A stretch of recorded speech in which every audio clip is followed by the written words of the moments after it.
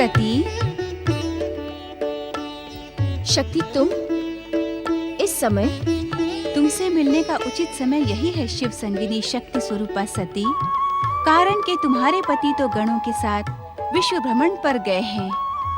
क्यों प्रकट हुई हो तुम? इस प्रश्न का उत्तर तुमसे अज्ञात नहीं सती। शक्ति स्वरूपा सती को निराशा शोभा नहीं देती। इस निराशा का कारण तुम भली भांति जानती हो।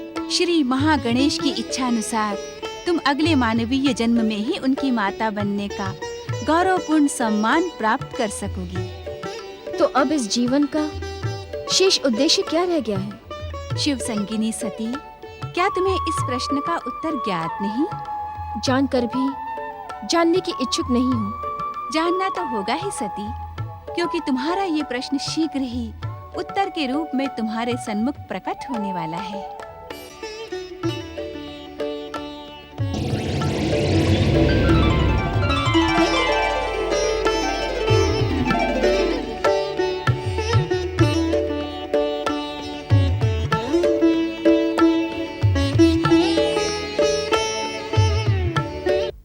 देवी सती भविष्य की घटनाओं के विषय में विचार करने लगी, जिसका ज्ञान तो केवल श्री महागणेश को ही है।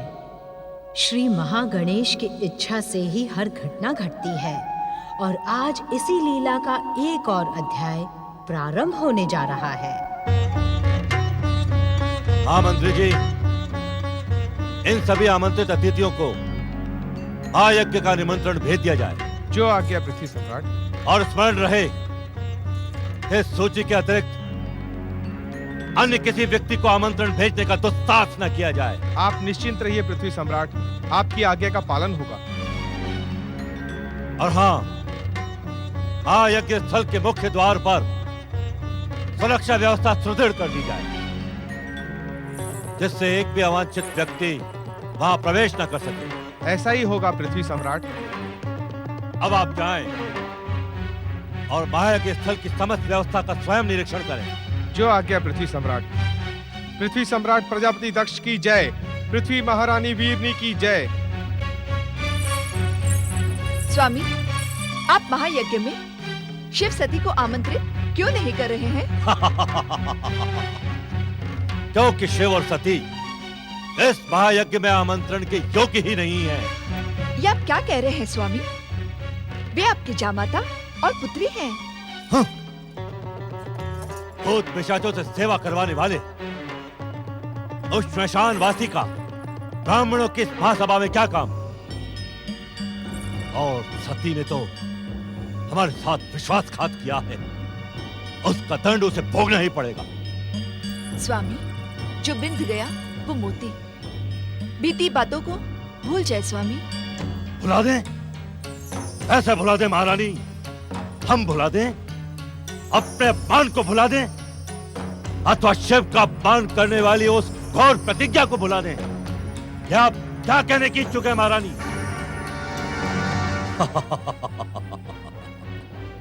लंबी प्रतीक्षा करने के पश्चात दक्ष प्रजापति को मायावी शिव का अपमान करने का अवसर प्राप्त हुआ है।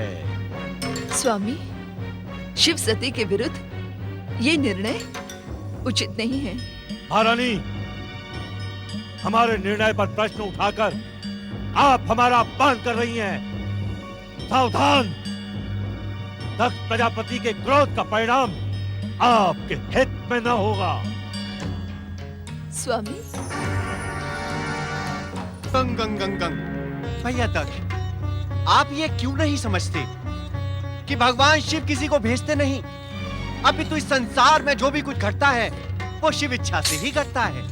अच्छा अच्छा अच्छा, अर्थात हमारे महायज्ञ में हमने उसे आमंत्रित नहीं किया है और उसके घोर अपमान की योजना बनाई है, वो भी उसी की इच्छा है। ये शिव इच्छा नहीं, शिव लीला है, जिसका अर्थ आप कदापि नहीं समझ सकते। तुम जैसे चाटुकारों ने शिव को देवता बना दिया है नारद। मुझे तो श्मशान में वास करने वाला और भूत पिशाचों से सेवा करवाने वाला किसी योग्य दिखता ही नहीं। यदि नेत्रों पर क्रोध एवं अहंकार का आवरण पड़ा हो तो किसी भी व्यक्ति को उसकी योग्यता दिखाई ही नहीं पड़ेगी। नारायण नारायण। नारद, फिर क्रोध को जागृत करने का दुस्साहस न करो, अन्यथा परिणाम तुम्हारे हित में न होगा। नारायण नारायण। परिणाम के भय से ये नारद अपना जन कल्याण का कार्य नहीं छोड़ सकता भैया दक्ष। नारद, मैं तुम्हारी जन कल्याण की भावना से भली भांति परिचित हूं। यदि दक्ष महल में तुम्हारा जन कल्याण पूर्ण हो गया हो तो शीघ्र यहां से प्रस्थान कर जाओ। नारायण नारायण। काम, क्रोध, मोह, लोभ और अहंकार के इस भयानक वातावरण में नारद की एक क्षण भी रुकने की इच्छा नहीं है भैया दक्ष। किंतु आप मेरे भ्राता हैं, इसीलिए आपको दो बातों का स्मरण कराना, दो महत्वपूर्ण बातों का मेरा कर्तव्य है।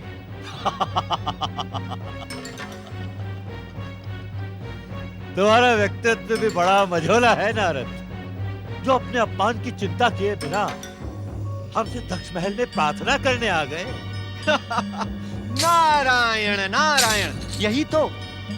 यही तो नारद की जन कल्याण की भावना है, जो अपने अपमान के लिए नहीं, दूसरे के कल्याण के लिए चिंतित रहती है। नारद, मुझे तुम्हारी दीनता पर अट्टहास करने का मन होता है। कहो, क्या प्रार्थना करने आए थे तुम? प्रार्थना नहीं भैया दक्ष, आपको स्मरण कराने आया हूँ। स्मरण। नियंता की कृपा से आपको अपने इस महायज्ञ से अपने भयंकर पापों को पुण्यों में बदलने का महान अवसर प्राप्त हुआ है। नारद, कह लेने दे भैया दक्ष, कह लेने दे। यदि नहीं कहा तो ये संसार नारद की जन कल्याण की भावना पर प्रश्न चिन्ह लगाएगा। दो महत्वपूर्ण बातों का स्मरण रखना भैया दक्ष। एक तो महायज्ञ प्रारंभ होने से पूर्व प्रथम पूज्य श्री महागणेश की अग्र पूजा करना। दूसरी, यज्ञेश्वर शिव तथा सती माता को स्वयं जाकर आमंत्रित करना। नारद, तुम शीघ्र से प्रस्थान कर जाओ, अन्यथा हमारा श्राप तुम्हें भस्म कर देगा। नारायण नारायण। भैया दक्ष, यदि आपका श्राप मेरे योग्य होगा ही नहीं, तो श्री महागणेश की कृपा से वो मुझे स्पर्श भी नहीं कर पाएगा। दुष्ट नारद। हाँ भैया दक्ष, क्रोध स्वास्थ्य पर प्रतिकूल प्रभाव डालता है। नारायण नारायण। संसार में वो कार्य सिद्ध हो ही नहीं सकता जो महाशक्तियों के प्रति द्वेष भावना से आयोजित किया जा रहा हो। नारायण नारायण।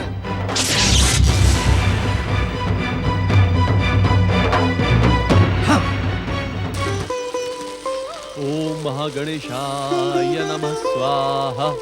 ओम महागणेशाय नमः स्वाहा। ओम महागणेशाय नमः स्वाहा। ओम महागणेशाय नमः स्वाहा। स्वामी, मेरी बात सुनिए स्वामी। आज मैं अत्यंत प्रसन्न हूँ।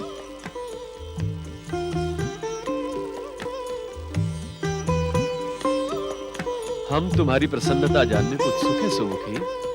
स्वामी, मेरे गर्भस्थ पुत्र ने जानते हैं मुझसे क्या कहा? क्या कहा दीदी? उसने कहा, मैं तुम्हारी हर इच्छा पूर्ण करूंगा माता। माता पिता की इच्छा पूर्ण करना पुत्र का कर्तव्य होता है दीदी। पिता नहीं, मात्र माता। मेरा पुत्र मात्र मेरा है। मेरी हक के ही कारण आप उसे जीवन देने को विवश हो गए। प्रिय, इस अवस्था में गर्भस्थ पुत्र पर माता की सोच का सीधा प्रभाव पड़ता है। मैं आपसे परामर्श प्राप्त करने नहीं, अपनी प्रसन्नता बांटने आई थी। दक्ष प्रजापति की पुत्री दिति को नारायण श्रीमन नारायण नारायण नारायण नारायण नारायण। परम देव श्री महागणेश की जय। जय। देवर्षि नारद, प्रणाम। कश्यप आश्रम में आपका स्वागत है देवर्षि। पधारें। सावधान ऋषिवर, सावधान।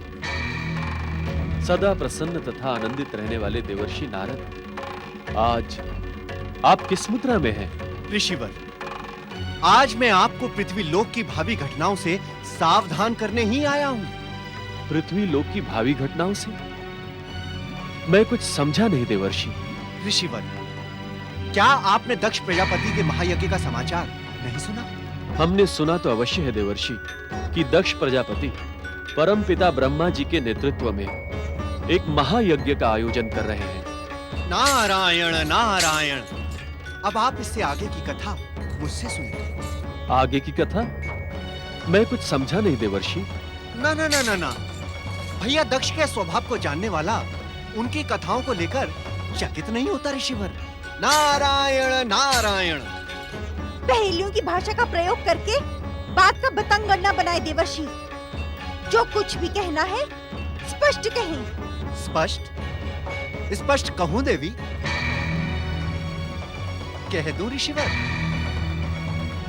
तो स्पष्ट सुने देवी कि बात का बतंगड़ तो अब बनने वाला है। आपके पिता दक्ष प्रजापति ने परम देव श्री महागणेश की अग्र पूजा न करने का एवं यज्ञेश्वर शिव तथा सती को न आमंत्रित करने का निर्णय ले लिया है। नारायण नारायण। गंग गंग गंग। ये अहंकार दक्ष प्रजापति का पीछा कब छोड़ेगा देवर्षि? अहंकारी कहकर आप मेरे पिता का अपमान कर रहे हैं स्वामी।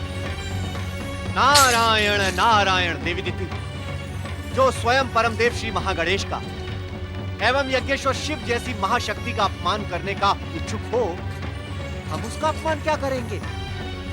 उसका तो संसार अपमान करेगा। नारायण नारायण। देवर्षि, मेरे पिता का अपमान करने वाला अभी जन्मा ही नहीं है। देवर्षि नारद अदृश्य हो चुके हैं दीदी।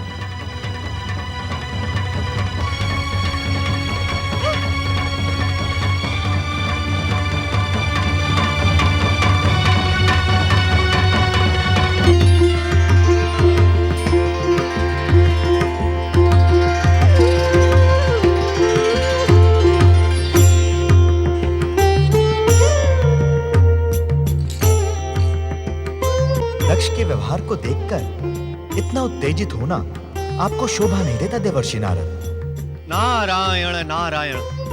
हे परमदेव श्री महागणेश, मैं दक्ष के व्यवहार को देखकर उत्तेजित ही नहीं, व्यथित भी। देवर्षि, ये तो अहंकार का स्वभाव है, जो अपने सम्मुख किसी की गरिमा को स्वीकार नहीं करता। अर्थात प्रभु? अर्थात दूसरे की गरिमा तथा प्रभुता को स्वीकारने वाला कभी अहंकारी हो ही नहीं सकता। हे सर्वेश्वर, भैया दक्ष मात्र अहंकार का ही प्रदर्शन नहीं कर रहे हैं, अपितु वे तो महाशक्तियों का अपमान भी कर रहे हैं। ये अहंकार की चरम सीमा है देवर्षि, जो दक्ष के सर्वनाश का कारण बनेगी। अर्थात भैया दक्ष का सर्वनाश निकट है प्रभु। देवर्षि, हमारे उत्तर में अपने प्रश्न को ढूंढने का प्रयास ना करें। गंग गंग गंग गंग गंग गंग। प्रभु, आप तो हर समस्या का समाधान है, हर प्रश्न का स्वयं उत्तर है। आपके उत्तरों में प्रश्न खोजना असंभव है प्रभु। किंतु मैं चतुर नारद, दक्ष का महायज्ञ होगा, अवश्य होगा, और इसका परिणाम इस बात का प्रमाण होगा कि हमारी अग्र पूजा ना करने का क्या परिणाम होता है। अर्थात प्रथम पूज्य श्री महागणेश, इस यज्ञ में ऐसा कुछ घटने वाला है जिसकी कल्पना भी नहीं की जा सकती। हमारी अग्र पूजा ना करके तथा यज्ञेश्वर शिव का अपमान करने के कारण दक्ष को महागणेश के क्रोध तथा शिव शक्ति का ज्ञान हो जाएगा। किंतु प्रभु, भैया दक्ष ने तो शिव शक्ति विवाह में भी आपकी अग्र पूजा नहीं की थी। उसका दंड भी आज दक्ष को भोगना ही पड़ेगा। तो क्या आज शिव शक्ति विवाह में जिज्ञासा में ही सब कुछ जान लेने के स्थान